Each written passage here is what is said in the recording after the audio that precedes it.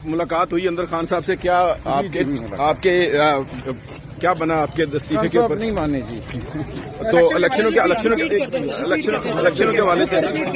हवाले के बारे में क्या बताया?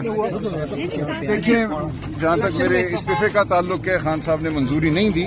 बाकी जो इलेक्शन के हवाले से आज शाम पॉलिटिकल कमेटी की फिर मीटिंग होगी। खान साहब ने कुछ वाज़ेह हिदायत, उन हिदायत की नहीं, मैं ये नहीं कह रहा, उन हिदायत की रोशनी में आज शाम मीटिंग होगी और उसमें फैसला किया। अपोजिशन लीडर के बारे में बताइएगा जरा कि उन्होंने क्या नाम दिया? देखिए, हमारा बिल्कुल वाज़ेह मौक़िफ़ है कि अपोजिशन लीडर हमारे उमर अयूब साहब और शिबली फराज साहब ही हैं।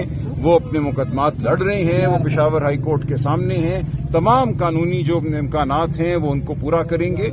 उसके बाद अगर जरूरत पड़ती है तो कौमी असम्बली के लिए नाम जो खान साहब ने आज दोहराया है वो महमूद खान अशकजई साहब का है।